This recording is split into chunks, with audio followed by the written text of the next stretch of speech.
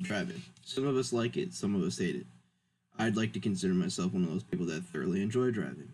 It's a huge stress reliever for me in a way. I can kind of forget about what is in the future and kind of focus on, just myself and kind of forget about the world around me. I can listen to whatever music I want to, whether it be R&B, hip hop, or rap, kind of whatever I'm feeling that day. But driving can be really dangerous too. Did you know that there's at least 1 million people that die a year from car accidents? And that's not including like drug influenced or alcohol influenced car accidents, just normal car accidents. It's crazy to me to think that I could have been one of those people.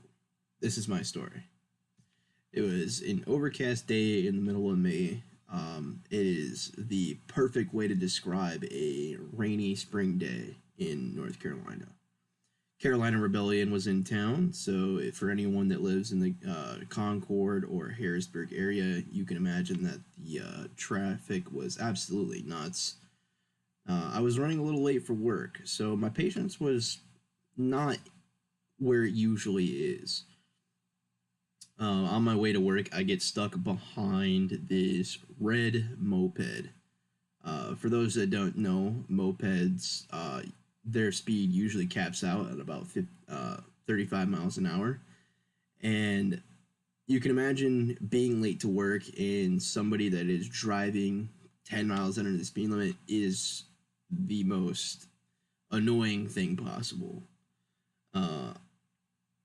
I begin to get incredibly annoyed with this guy, and I start to say a ton of vulgarities where I probably shouldn't have said what I had said. If he had heard me or anyone else had heard those things, it probably would have landed me in jail, to be honest. Eventually, we get to this long road where there's no traffic on the other side of the road, and it's an area where it's safe to pass. It's a two-way road, so there's just one lane of traffic on one side, one lane of traffic on the other. There's a red truck in front of me. He gets over to pass this guy in the moped, and I decide to follow this truck. The truck gets over safely with no problems.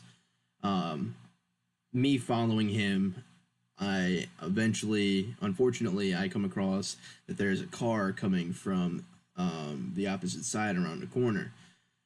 At this point, I basically have two options. I either slow down and get back over, or I speed up and try to pass not only the guy on the moped, but also the guy in the red truck.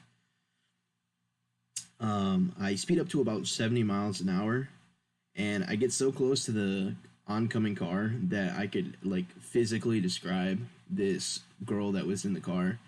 She was wearing a white ball cap. She had a coffee in her hand. I think it was a Starbucks cup. She was wearing brown sunglasses. Her hair was curly.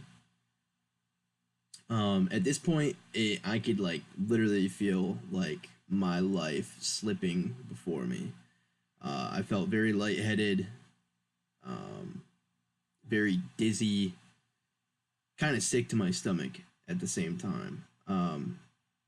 I get so close to this car that at this point, like, it's either life or death. So I close my eyes, I take a deep breath, and I pull the steering wheel as hard as I can to the right. Either thinking that I am going to hit this car that's coming in front of me, I'm going to hit the red truck to my right, or I'm going to make it over safely. Those are basically the three options. And I close my eyes, pull hard right, and a few seconds pass and nothing happened. So I open my eyes, I'm on the road, I'm safe, but my heart was pounding like a solo drum act at a rock band. Kid, my hands actually like physically hurt from how tight I was holding the steering wheel. I was sweating. I was very short of breath. I was very shook. My heart wouldn't stop beating super, super fast. That for almost the rest of the day, really.